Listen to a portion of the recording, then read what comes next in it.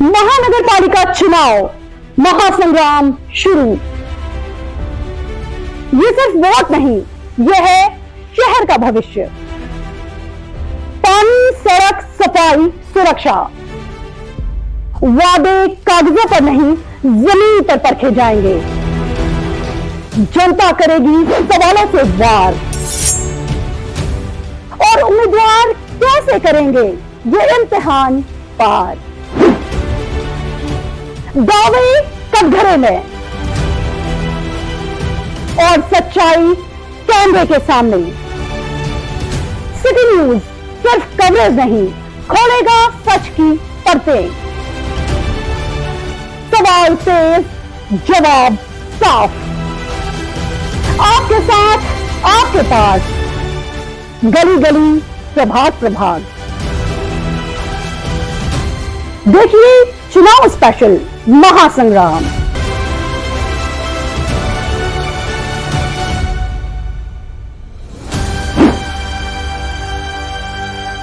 नमस्कार। इस बदलते मौसम के महासंग्राम में पार्टियों की बिखराव और पार्टियों में आपसी में तनाव क्या असर करेगा आने वाले चुनाव पर। हमने देखा कि कल सीटों को लेकर बी फॉर्म वापस कैंसिल करने तक की बात चली और बाद में वापस आज वो सीटें खड़ी होगी। इस सारी चीजों का युवा स्वाभिमान से सीधा सीधा संपर्क है। युवा स्वाभिमान का इस चुनाव पर कल के इस घटनाक्रम से समझौता, समझौते के बाद में समझौता टूटना, रिश्तों में दरार पड़ना, दरारों की गैप बढ़ना और नवनीत राणा का प्रचार तंत्र से बाहर आने, सारी चीजों पर युवा स्वाभिमान पे क्या फर्क पड़ा। युवा स्वाभिमान ने अपनी 41 सीटें उतारी है, उनको परिणाम बता रहे 1 से 40 सीटें उतारी। 40 सीटें ये उस हिसाब से है कि युति होंगी, इस संदर्भ में उन्होंने किया। यदि युति नहीं होती तो शायद वे भी 60 से 70 सीटें जैसे शिंदे सेना ने उतार सकते थे। तो क्या राणा को यहाँ पे भ्रमित रखा गया युति करने के लिए? क्या राणा के साथ में धोखा हुआ है या राणा ने धोखा दिया या दोनों ने एक दूसरे को धोखा दिया? इसका परिणाम बीजेपी को भुगतना पड़ेगा या राणा को? जानते हैं परिमल से। परिमल, जो कल का घटनाक्रम चला है पूरा का पूरा, ऐसा तो शायद नाटक में और पिक्चरों में भी देखने को नहीं मिलता। जिस प्रकार से घटनाक्रम में 1.5 से 2 घंटा मीटिंग होती है बावनकुड़े साहब की राणा के फार्म हाउस पे, उसके बाद में एक लेटर जाता है कि ये 3 लोगों का समर्थन, युवा स्वाभिमान के समर्थन में हम सशर्त वापस ले रहे हैं। उसके बाद में बी फॉर्म कैंसिल करने का लेटर जाता है। लेकिन ये सारी चीजों का सिरे से नकार देते हैं। तो कहीं तो भी ये तो या तो समझौता हुआ था, समझौते का ब्रेकअप हुआ। इस ब्रेकअप का युवा स्वाभिमान पे क्या फर्क पड़ने वाला है? बीजेपी का सबने बताया, युवा स्वाभिमान पे क्या फर्क? युवा स्वाभिमान की पॉपुलैरिटी बढ़ेगी या कम होगी? देखिए, अगर आप राजनीतिक तौर पे, राजनीतिक तौर पे इनका मैं वही बताना चाहता हूँ। युवा स्वाभिमान ने कहाँ अपने कैंडिडेट दिए। अगर आप देखोगे बहुत अच्छे से तो एक बडनेरा मतदान और अमरावती में उन मतदान क्षेत्रों पर जहां पर मैं बार बार जहां पर राष्ट्रवादी कांग्रेस पार्टी के उम्मीदवार कद्दावर है, चाहे वो प्रभाग क्रमांक 1 हो 2 है, वहां पे उन्होंने अधिकतर लड़ा है। अब इस सब घटनाक्रम का असर क्या होगा? अगर हम युवा स्वाभिमान पे देखिए, युवा स्वाभिमान पर असर निगेटिव जाएगा। इसका निगेटिव क्यों जाएगा? उसके रीजंस देखिए। जो उनकी सबसे बड़ी नेत्री थी जी, जिसने जो लोकसभा में जीती थी, पिछली बार जो जीती थी, इसके पहले टर्म में वो निर्दलीय पाना केस पे जीती थी, वो छोड़कर भारतीय जनता पार्टी में आ गई। एक ताकत के साथ अपने कई कार्यकर्ताओं को लेके आई और अच्छे कार्यकर्ता। जो युवा स्वाभिमान है, युवा स्वाभिमान अब कमजोर क्यों पड़ रहा है? उसका रीजन ये है कि युवा स्वाभिमान व्यक्ति केंद्रित पार्टी है। जब आप व्यक्ति केंद्रित पार्टी बनते हो और आप एक समय इस मुगालते में रहते हो कि बस हमें आप छोड़कर नहीं जा सकते, यानी भारतीय जनता पार्टी के लिए हम पर्यायी है, हमारे अलावा जा नहीं सकती। जब भारतीय जनता पार्टी ने एक तरीके से ठेंगा दिखा, 6 सीटें रखी, भारतीय जनता पार्टी ने 6 सीटों का बड़ा दिल रखते हुए 6 सीटें उनके लिए छोड़ी। लेकिन जब महत्वाकांक्षा की भूख अधिक बढ़ जाती है तो जिस तरीके से आप 41 सीटों पर, क्या सही में ये आत्मचिंतन आत्ममंथन का 41 सीटों पर आपका जोर है कि आपका प्रभाव है कि आपने कितने आयातित उम्मीदवार लिए? मैं बार का दीपक साहू कल तक बीजेपी में थे, अचानक से आपने ले लिया। विवेक चुट के बीजेपी में थे, ये ले लिया। कई पार्टी जो राष्ट्रपति या शिवसेना के थे, राष्ट्रवादी के थे, जिन्हें नहीं मिली आपको। ये सभी पार्टियों में चला, यानी लेकिन जिस दौर से, क्योंकि ये लोकल है, देखिए नहीं, लोकल के यहाँ के दो नेता है। पार्टियों के ने यहाँ पे जो अपना कदम रखा है, जो दो पार्टियां ने, एक में शिवसेना, तो उसमें आप बोल सकता हूँ यानी शिंदे शिवसेना, और दूसरी रवि राणा की, ये दोनों बीजेपी के साथ में, बीजेपी के साथ में थोड़े स्टेट में भी इनका वो तो राष्ट्रवादी का भी बीजेपी के साथ नहीं में है, अगर देखा जाए तो। देखिए ये दोनों पार्टी हिंदुत्ववादी होती है। हाँ। राष्ट्रवादी तो भी आज कांग्रेस के साथ में रही, एक उनका एक गठ अलग है, लेकिन ये दोनों हिंदुत्ववादी पार्टी है। हिंदुत्ववादी में जब बीजेपी के पास में 600 650 फॉर्म्स आ गए, तो ये तो सबको मालूम है, बीजेपी को पता है कि इतना बड़ा संभालेंगे कैसे, कोई यानी अचानक नहीं हुआ, ये पोला कोई अचानक हो रहा है, इस चीज के लिए शायद बीजेपी तैयार थी कि जब हम करेंगे तो पूरा किसको भी टिकट देते, प्रशांत देशपांडे को टिकट मिलते, बाकी दूसरे लोग नाराज होते थे। ऐसा नहीं प्रशांत देशपांडे को टिकट दे, दीपक साहू को टिकट मिले, दूसरे लोग नाराज नहीं होंगे।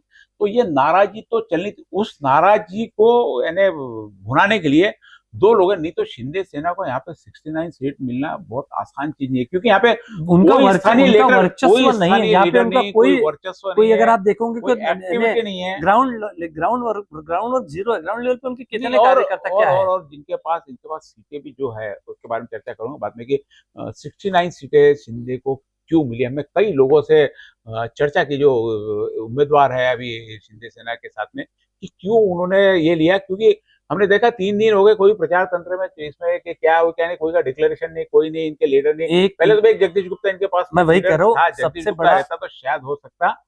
देखिए सबसे बड़ी बात बताता हूँ, जगदीश गुप्ता साहब छोड़ के चले गए, हाँ। शिंदे सेना के जो यहाँ पे करता थे, अगर हम महानगर पालिका में तो बहुत बड़ा असर रहता था। मैं वही कह रहा हूँ, महानगर पालिका अब वो कहीं नहीं है, वो अपने कुछ निर्दलीयों का, जिनको भी जो पार्टी में। एक ऐसी खबरें है, पता नहीं इसमें कितनी सच्चाई है, कि अधिकतर उम्मीदवार तो सिर्फ शिंदे की तरफ से आने वाले पैकेज के लिए बैठे हैं, जो चर्चा हुई, मैं हाँ, बताऊंगा उनके पैकेट्स आ गए, उसमें करना है, पैकेट्स आए तो वो जितना पैकेट, जितना दम उतना हम, उतना ही काम, उस तरीके का है, तो जीतने की संभावना यहाँ कम हो जाती है। यहाँ जीतने की भी नहीं है, और शिंदे सेना में उम्मीदवारों के लड़ने की भी संभावना नहीं दिख रही। तो आप जब भरोसे पे चलते हो, जैसे देखिए कैसा होता है कि आप शिंदे कहाँ आकर अकेला बंदा, देखो भारतीय जनता पार्टी के पास एक पूरा संगठनात्मक ढांचा है, उनके पास संगठन के लोग, कांग्रेस के पास संगठन के लोग हैं, कांग्रेस भले ही भी हाशिए पर है तो उनके पास संगठन है, गांव वोटर्स है, लोग है उनके साथ जुड़े हुए हैं, और उसके अलावा राष्ट्रवादी के पास भी अपना एक संगठन है, क्योंकि दोनों मियां बीवी यहाँ पर अगर विधायक है, उन्होंने अपना एक वर्चस्व, एक अपना होल्ड बना के रखा है। यहाँ मुझे बताइए शिंदे सेना के कौन है? सिर्फ अड़सूल, जो खुद यहाँ के नहीं, अगर देखा जाए तो एक होल्ड बनाने के लिए जो जिस तरीके का एक लगता है कि एक, और जहाँ रुकना पड़ता है, रहना पड़ता है, दिन रात लोगों से मेलजोल बढ़ाना पड़ता है, वो यहाँ पे कहीं आपको दिखे। उबाटा का भी कमोबेश वही हाल है, उबाटा का भी यहाँ कोई ऐसे बड़े नेता नहीं है जो खुद की सीटें बचाने का भी प्रयास करे, जो नेता है, मैं कहना चाहूंगा। तो ये जिस तरीके से इसका मुझे लगता है कि यहाँ पर जो महानगर पालिका के इलेक्शंस में फिलहाल एज जो दिख रहा है भारतीय जनता पार्टी की तरफ दिखाई दे रहा है, और हम ये करें कि अगर अभी तो देखिए ये फौरी तौर पर है, लेकिन अभी और 10 दिन है जो प्रचार के लिए, उसमें क्या बदलेगा वो अभी नहीं कह सकते। लेकिन ऐसा देखा जाता है कि जो पहले से अपना एज ले लेता है, उसको एज उसका प्लस होता है, माइनस होता है, आमतौर पर कोई बड़ी चीज हो जाए तब माइनस होता है, अदरवाइज घटनाक्रम आ जाए बढ़ता रहता है। और कल सीएम आएंगे तो ये और प्लस कर देगा, मुझे लगता है सीएम की एक रोड शो शायद अमरावती में पहली बार ऐसा किसी मुख्यमंत्री का रोड शो होने जा रहा है, तो ये रोड शो डेफिनेटली 5 से 10% वोट को बीजेपी की तरफ कन्वर्ट कर देगा। नहीं, ये वोट का तो फर्क पड़ना है। बात चल रही थी, वापस हम युवा स्वाभिमान से शिंदे सेना पे चले गए। जैसे आपने बताया, कल जैसे शुरुआत में आपने बताया कि कल के रोड शो में अमरावती की भाजपा की नेता जिन्होंने 6 विधानसभा की सीटें चुनकर लाके दी अमरावती में, और अभी महानगर पालिका के समय जब उनके मनपसंद की सीटें नहीं दी तो शायद नाराज होकर उन्होंने बाहर प्रचार के लिए निकलना बंद कर दिया। ऐसी उड़ती खबरें क्यों नहीं आई, ये पता नहीं, एग्जैक्टली कारण नहीं, हमको पास कोई अधिकृत जानकारी नहीं है, लेकिन उससे नाराज चलते उन्होंने प्रचार के लिए बाहर, क्योंकि ये 5-6 दिनों में टिकट के एक बार बंटवारे के बाद में कहीं पे भी नवनीत नारायण का कोई स्टेटमेंट, कोई किसी के बारे में जानकारी ऐसी नहीं आ रही। अब कल के इसमें भी क्योंकि भाजपा भी जब प्रचार करती है, अमरावती की हमारी सेलिब्रिटी है, तो साथ में नवनीत राणा का भी फोटो, आज भी उनकी कोई कहीं नवनीत राणा का ऐसा दिखा नहीं, तो क्या नवनीत राणा बीजेपी से अभी साइलेंट रहेंगे, क्या वापस फुल एक्शन में? मुझे ऐसा लगता है भारतीय जनता पार्टी के स्टार प्रचारकों में 40 स्टार प्रचारकों में नवनीत राणा का समावेश है। हो सकता है वो अपनी कुछ मजबूरियां बता के अमरावती में ना करे, लेकिन बाकी जगह करेगी, ऐसा मुझे लगता है।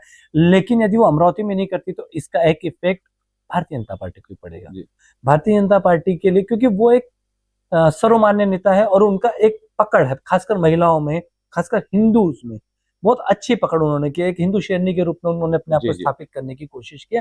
तो उनका प्रचार न करना या प्रचार से दूरी बनाना भारतीय जनता पार्टी के लिए एक हद तक मुझे 1-2 या 3% का डैमेज कंट्रोल हो सकता है, लेकिन यदि वो नहीं निकलती है बाहर तो इसका सबसे बड़ा डैमेज आप युवा स्वाभिमान के लिए होगा, क्योंकि युवा स्वाभिमान की नेतृत्व वही है। हाँ, तो वो नहीं निकले, स्टार प्रचारक वही, स्टार प्रचारक भले वो बीजेपी से रहे, लेकिन वो अपने, क्योंकि अगर वो मैत्रीपूर्ण होती या फिर एक क्या कह सकते युति होती तो उनके लिए बड़ा आसान होता।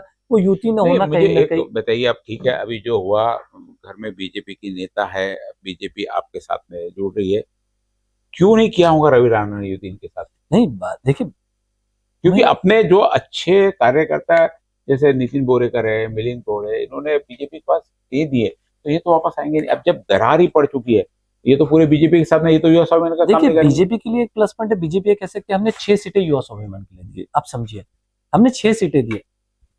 6 सीटें एक बड़ा आंकड़ा होता है एक उस पार्टी के लिए जिनके पिछले बार 3 ही नगर सेवक रहे हुए, तो उनको 6 देना, डबल देना, यानी भारतीय जनता पार्टी ने अपना बड़ा दिल दिखाया, जो भारतीय जनता पार्टी के बकौल।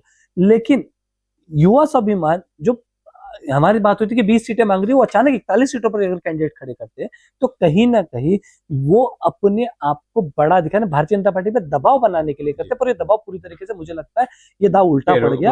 ये उल्टा पड़ गया। और आज की तारीख में युवा स्वाभिमान के लिए जो लड़ रहा है, जो अंदर खाने की बात है कि युवा स्वाभिमान से जो लड़ रहा है वो भी बड़ी आशंकित और भयभीत है कि उनको क्या होगा। बीजेपी के साथ में युति हो जाएंगी और उनके आने की उनको, क्योंकि आप बीजेपी के विरोध में नहीं बोल सकोगे, क्योंकि आपने हर बार बीजेपी की प्रशंसा की, बीजेपी को लेकर। तो बीजेपी का आमतौर महापौर बैठेगा, ऐसे बीजेपी नेचुरली बीजेपी के साथ में, तो बीजेपी के समय तो हमेशा जो वक्तव्य दिया रवि राणा ने भी, नवनीत राणा बीजेपी के प्लस का दिया। अब कल से यदि बीजेपी के खिलाफ उनको वोट मांगना है, वो वक्तव्य शायद उसका भी फिर वापस बैड इम्पैक्ट पड़ सके। हमने चर्चा कर रहे थे युवा स्वाभिमान, शिंदे सेना और भाजपा का क्या, इसके अलावा बहुत सारी पार्टियां हैं जिनका असर बीजेपी पर पड़ेगा, कांग्रेस पर पड़ेगा, युवा स्वाभिमान पर पड़ेगा, शिंदे सेना पर पड़ेगा। एक छोटे से ब्रेक के बाद वापस आते हैं, बाकी पार्टियों के क्या हाल रहेंगे चर्चा के साथ में।